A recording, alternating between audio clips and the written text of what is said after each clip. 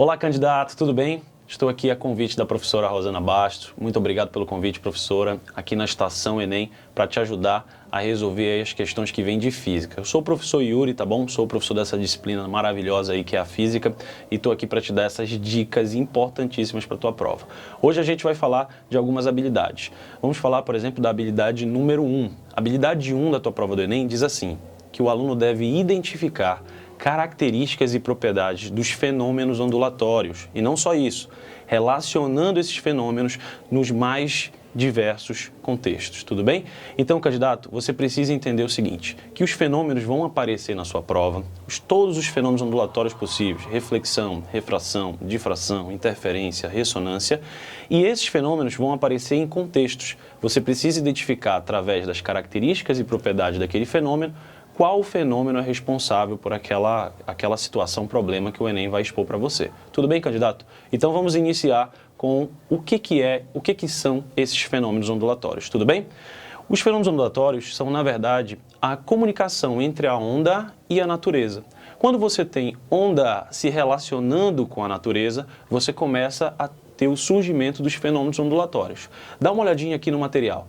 Percebe aí que as ondas, quando elas interagem com o meio, elas acabam gerando os fenômenos ondulatórios.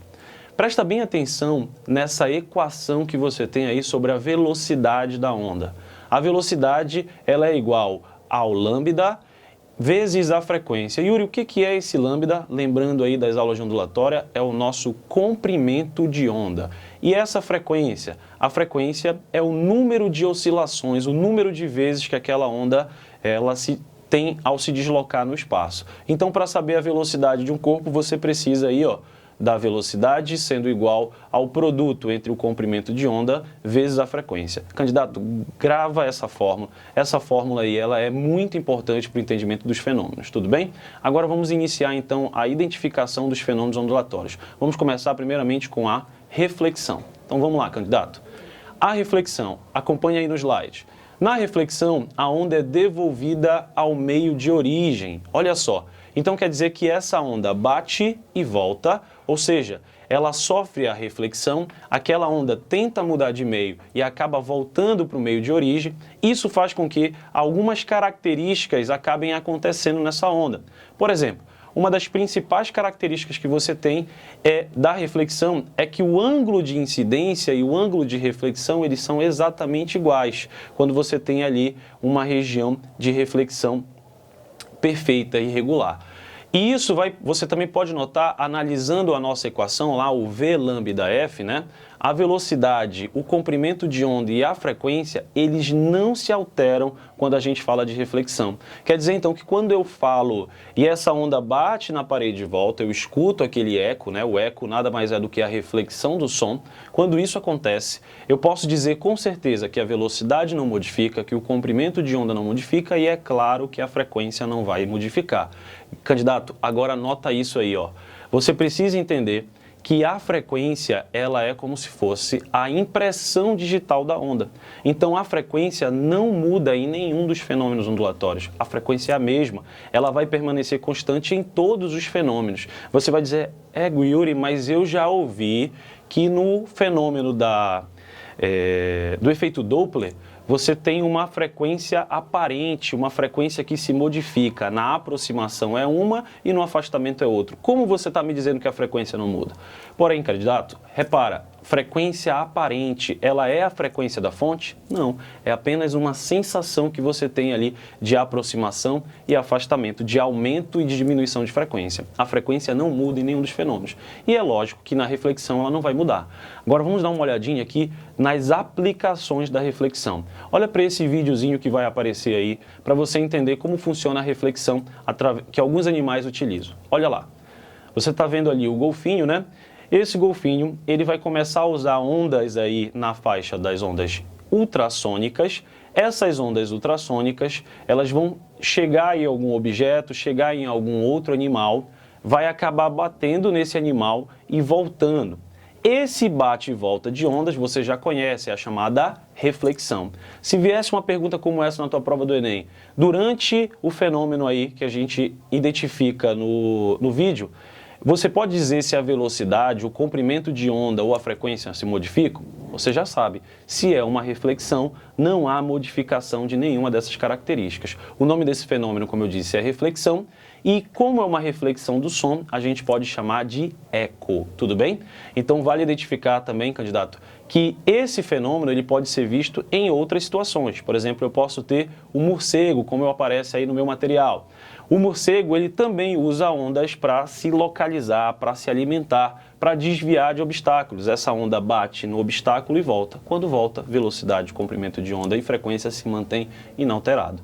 Repara que a gente também tem aí o policial rodoviário federal utilizando um equipamento para se comunicar, nesse caso aí, para perceber, captar ondas, para captar a velocidade dos automóveis que passam, o famoso radar.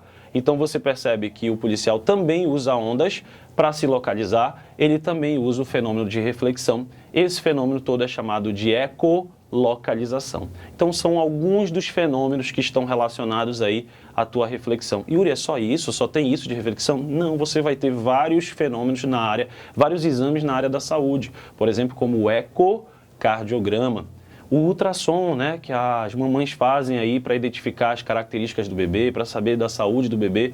Todos esses fenômenos são fenômenos relacionados ao eco, à reflexão. Nesse caso, reflexão do som. Por isso que é o eco, ou em situações onde você tem distâncias pequenas, você tem a famosa reverberação. Você já deve ter notado isso. Quando você está lá no seu banheiro, tomando banho, está cantando lá, né, cantarolando, você deve ter notado que sua voz parece ser melhor, parece ser uma voz mais bonita, né? Tu até acha, égua, nasci para isso, vou viver de música. Aí qual é a minha dica? Vá lá e grave a sua voz. Aí você vai realmente escutar ali a sua verdadeira voz. Yuri, por quê? Lá no banheiro, como o ambiente é fechado, as ondas elas acabam refletindo com mais intensidade. Então você tem um aumento ali da intensidade desse som, você tem um reforço. Esse reforço também é uma reflexão do som, mas como a distância é pequena, a gente vai chamar de reverberação. Então é diferente do eco. Onde você tem distâncias grandes, você consegue escutar o retorno da sua voz, né? Você chega em casa depois de um tempo de férias, quando você chega na sua casa, aquele ar está em equilíbrio, aí você fala bom dia, aí você escuta aquele dia, dia, dia, dia. Esse é o eco, distâncias grandes. E a reverberação, esse aumento da intensidade, faz com que a sua voz, você tenha menos fenômenos de cacofonia, você acaba cantando, aparentemente cantando melhor. Tudo bem, candidato? Então esse é o fenômeno aí da reflexão. Características, o ângulo de incidência e o ângulo de reflexão são os mesmos, comprimento de onda, frequência e velocidade também permanece o mesmo. Tranquilo? Vamos para o próximo fenômeno? Próximo fenômeno agora que a gente vai estudar é a refração. A refração de ondas, você já vai ter a onda atravessando o meio, mudando de um meio para outro. Essa onda, ela vai sair de um meio que pode ser mais ou menos denso e passar para outro meio. Porém, quando ela muda de meio, como a velocidade de propagação de uma onda depende do meio que ela se propaga, vai haver mudança nas características dessa onda. Lembra lá da nossa velocidade, comprimento de onda e frequência? Você vai ter todas as características mudando, exceto uma. Qual é a característica que não muda, candidato? Que a gente falou ainda há pouco, é a frequência. A frequência, como eu havia dito, ela vai permanecer constante. É por isso que você vai ver algumas situações, como por exemplo as caixas pretas dos aviões, elas vão ser identificadas através da frequência. Porque a caixa preta vai cair no meio do mar, vai mudar aí, vai sair do ar e vai passar para a água, tudo vai mudar, velocidade, comprimento de onda, menos a frequência. Então é assim que eu identifico o que aconteceu, as características ali daquele acidente, quando eu recupero aquela caixa preta e eu identifico essa caixa preta através da frequência que ela emite. Tudo bem, candidato? Olha só.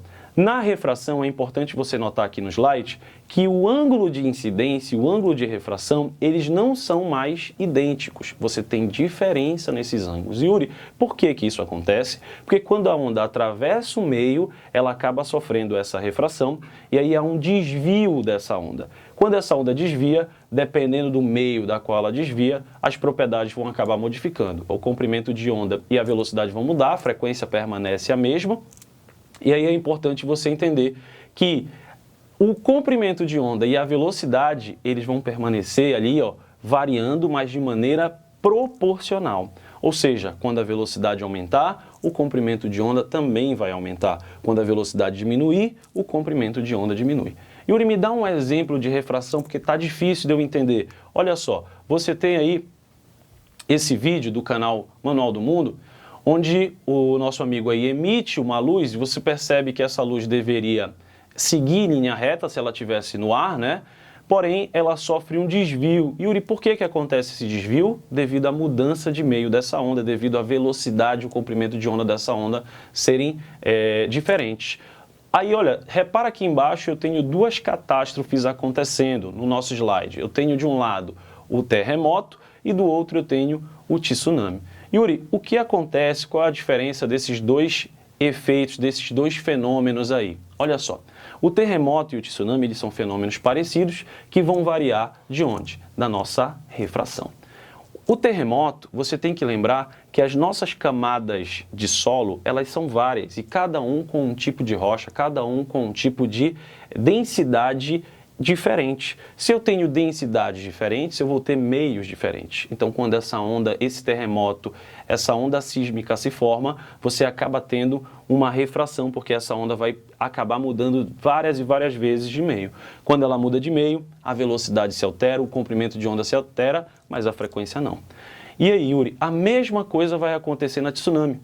Na tsunami, você tem uma onda que é formada no meio do mar e essa onda vai se aproximando da costa. Agora repara que no meio do mar a velocidade dessa onda é intensa, o comprimento de onda também vai ser. Com o passar do tempo, a velocidade vai diminuindo e o comprimento de onda também. Mas lembra, candidato? Com a diminuição da velocidade, a onda ganha amplitude. Como ela ganha amplitude, aumenta a sua energia potencial gravitacional, em decorrência da perda da energia cinética. Nessa mudança aí, nessa transferência de uma energia em outra, você acaba tendo no final do processo uma grande destruição ali nas regiões próximas, tudo isso devido aos fenômenos que eu acabei de citar para você. Então são alguns exemplos da refração. Tudo bem?